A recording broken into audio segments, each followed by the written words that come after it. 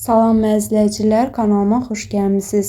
Bugünkü videomda sizlərə çox dadlı, ləzzətli milli şirniyyatlarımızdan olan badam buranın reseptini bölüşürəm. Deməli, mən burada 500 qram, yəni yarım kilo un götürmüşəm. Üzərinə 1 çay qaşığı şəkər tozu və çay qaşığının ucunda duz töküb bunları spatula ilə qarışdırıram. Və unun ortasına boş oyuq kimi bir yer açıb, üzərinə 1 ədəd yumurta tökürəm. Və 100 qram əritdiyim kərə yağını da bura əlavə edirəm. Və 100 qram 15%lik smetan tökürəm bura. Smetan yoxdursa evdə, əvəzində yağlı qatıq da istifadə edə bilərsiniz. Videoda düşməyib, amma mən bura yarım çay qaşığı quru maya və yarım stəkan südü də az-az əlavə edib xəmirimi yoğurmağa başlayıram. Sizdə ola bilər ki, un 500 qramdan biraz çox və yaxud da biraz az getsin. Bu unların növünə görə dəyişir. Məndə tam elə bir 500 qram un getdi. Amma sizdə dediyim kimi ola bilər ki, biraz az və yaxud da biraz çox da getsin. Ona görə südün hamısını bir dəfəlik əlavə eləmədim mən. Az-az tökə-tökə xəmiri yoğururuq ki, ola bilər ki, bəs eləsin, yarım stəkandan bir damcı artıq qalsın süd. Gördüyünüz kimi çox gözəl, yumuşaq, ələ yapışqan bir xəmir alınır. Xəmirin üzərini dəsmalla örtüb, qoyuram ilıq yerdə təxminən 1 saat mayalansın. Badam buranın xəmirini çox da saxlayıb mayalandırmağa ehtiyacı yoxdur. 1 saat qalsa kifayət eləyir. Və 1 saat artıq keçib, xəmirim özünə gəlib mayalanıb, masanın üzərinə un səpib, xəmiri bura yerləşdirirəm. Və əlimlə xəmiri yaxşıca toparlayıram. Və xəmiri uzunsov formaya salıb 7 bərabər hissəyə bölürəm. Siz bunu istəyirsinizsə, lap dəqiq ölçüdə olmağını istəyirsinizsə kündələrin tərəzi ilə də çəkə bilərsiniz. Amma belə mənim kimi təxmini gözə yarı da eyni bərabər hissəyə bölə bilərsiniz. Kündələrin hamısını hazır eləyəndən sonra bir boş qabın içərisinə biraz un səpib kündələrimi bura yerləşdirirəm. Və kündələrin üzərini salafanla örtüb, kənarda 5-10 dəqiqə gözlədirəm ki, kündələr özlərini buraxsınlar. Mən onları yayanda geniş, rahat açılsınlar. İçi üçün də mən burada elə bir 200 qram xırdalanmış qoz ləpəsidir və 100 qram şəkəri qarışdırmışam.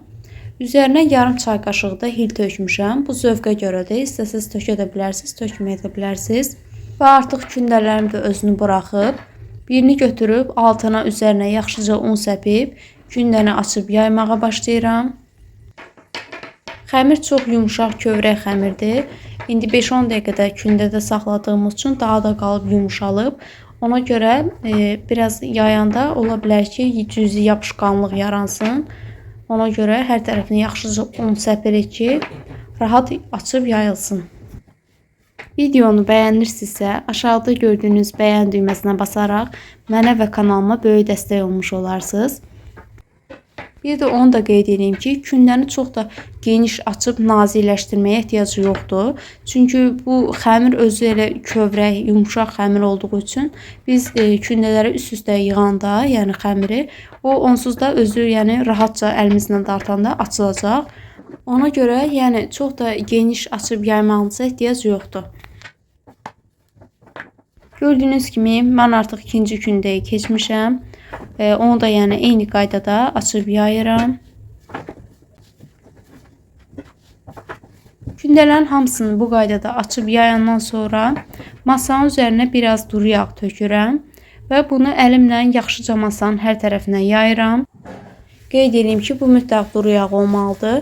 Çünki kərə yağından istifadə eləsəz, xəmir elə bil masanın üzərində geniş, rahat, elastik açılmayacaq. Ona görə mütləq masanı yağlayanda duru yağından istifadə eləyin. Və artıq birinci kündəmi bura yerləşdirmişəm.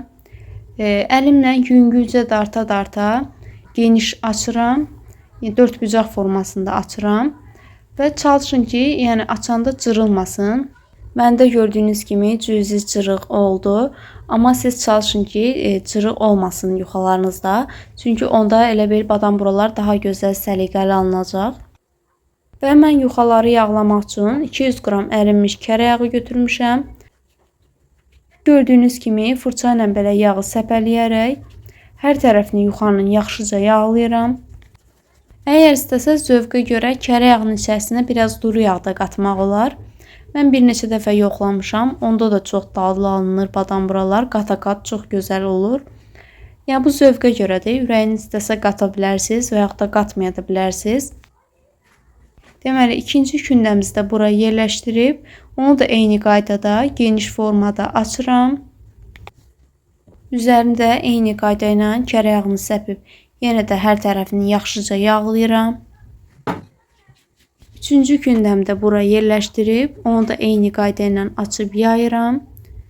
Artıq videonu çox uzadıb sizi yormaq istəmirəm. Ona görə deməli hamısını bu qaydada eyni şəkildə hazırlayırıq. Axırıncı kündən də yerləşdirib yağlayandan sonra gördüyünüz kimi belə bıçaqla artıq çıxan kənarlarını, elə bil səliqəsiz tərəflərini nazik şəkildə kəsib çıxardıram. Bir növ badamburanın da hazırlanması eynən qoğal kimidir. Sadəcə içliyi fərqlidir və biraz da forması fərqli olur. Və xəmiri belə uzunsov formada 4 sm enliliyində kəsirəm. Siz istəsəz bunu 3 də eləyə bilərsiniz, fərqi yoxdur. Dediyim kimi, eynən qoğaldakı kimi bunu da rulet formasında bükürük. Bükəndən sonra uc hissəsinə gəlib çatanda onu belə aşağıya doğru qatdalayırıq və üzərinə ehmalca bastalayıb bir kənarda gözlədirəm. Digərlərini də eyni qaydada hazırlayırıq. Bir də onu da qeyd edeyim ki, məndə bu xəmirdən 13 ədəd badambura alındı.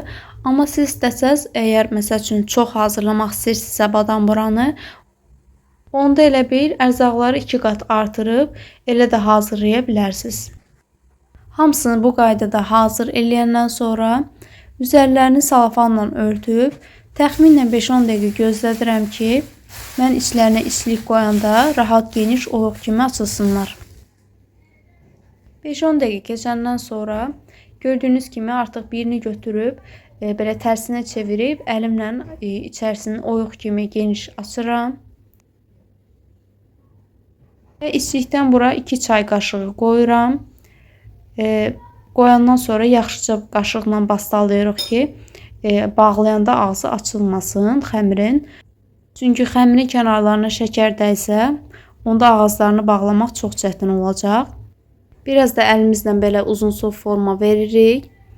Gördüyünüz kimi çox rahat, sadə hazırlanır. İkincisini də hazırlanmağını sizə göstərmək istəyirəm. İçlikdən əgər xoşlayırsınızsa biraz çox da tökə bilərsiniz 2 çay qaşığından və yaxud da əgər az sevirsinizsə biraz az da eləyə bilərsiniz. Bu zövqə görədir artıq. Mən əvvəllər badamburanı görəndə, yeyəndə elə bilirdim ki, hazırlanması çox çətindir. Amma hazırlayandan sonra gördüm ki, çox rahat, çox sadə imiş həqiqətən. Deməli, badamburaların hamısını bu qaydada içlik töküb hazırlayandan sonra bir listə düzüb üzərlərini salafandan örtürəm və təxminən 15 dəqiqə gözlədirəm. Badamburaları çox da saxlayıb köpməyini gözləməyə ehtiyacı yoxdur. 15 dəqiqə qalsa kifayət eləyir. 15 dəqiqə keçəndən sonra üzərlərindən salafanı götürüb 150 dərəcədə sobanın ən alt gözündə 40 dəqiqə bişirirəm.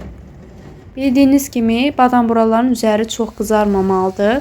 Ona görə buna fikir verin bişirəndə. Ola bilər ki, tofkadan tofkaya dəyişir. Və gördüyünüz kimi artıq badamburaların bişib hazırdır. Çox gözəl alınıb.